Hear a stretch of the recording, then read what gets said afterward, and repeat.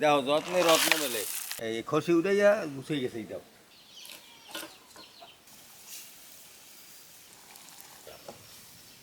টালা জিরা সেই একটা ঘ্রাণ বাইরে যেতেছে।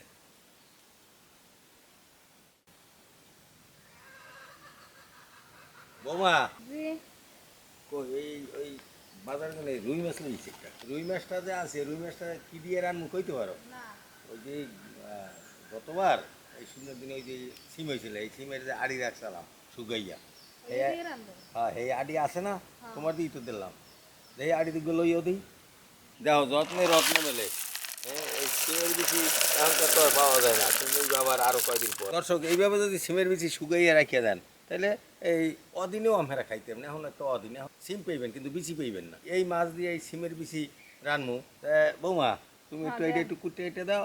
আর এই এই সিমের বিচিটা কয়েক ঘন্টা ভিজিয়ে রাখতে হবে, বুঝো? ভিজিয়ে রাখলে নরম হইবে, তাই খসি উঠতে দেবে। আর এই মাছটাও ওই একটু কুটে কেটে গুছিয়ে দাও। এই সিমের বেশি ভিজে নিয়ে হইছে দেখেন। সিমের বিচি ভিজাইছো? খালি ভিজে খালি ভিজেই থইছো এইভাবে? এই খসে এইভাবে এইভাবে খসে এক বছর আগের সিমের বিষ এই খসে উঠাইয়া গুছিয়ে গেছে এইটাও।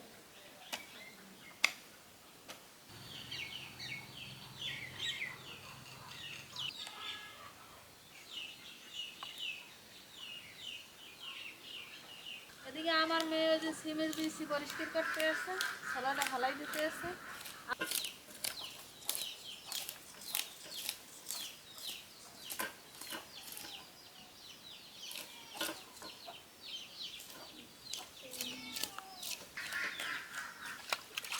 তেল, পেঁয়াজ রসুন বাটা, জিরা বাটা, পানি, হলুদের গুঁড়া, মরিচের গুঁড়া, লবণ, কয়টা কাঁচামরিচ,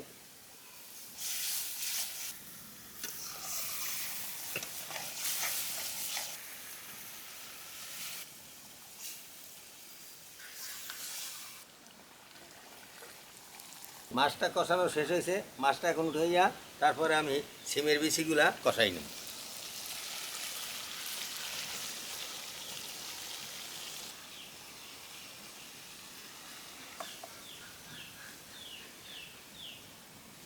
মাছের মশলা এখন সিমের বিচিগুলা, এদিকে এই যে আলু, এই দুইটাই মিক্স করে আমি কষাই নেব।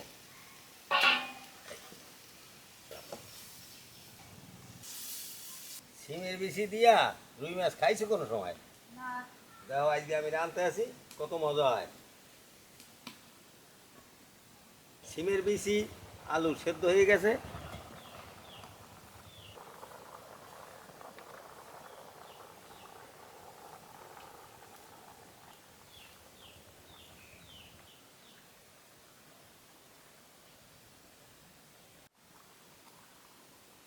এখন একটু হইতে থাক। রান্না আমার শেষ, এখন আমি উঠামো। উঠাবার আগে এই যে দেখতেছেন, এটা হচ্ছে যে জিরা, টালা জিরা, টালা জিরা গুঁড়ো করে এনেছি। এই গুঁড়োটা এখন একটু উপরে দিয়ে দিই আমি।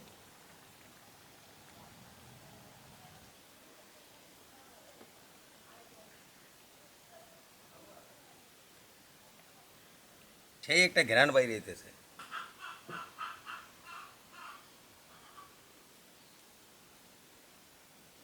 সিমের বিচি এভাবে রান্না খালি সিমের বিচি দিয়েও খাওয়া যায়, খুব চাপ। আমি তো এই যে রুই মাছ দিয়ে রাখি।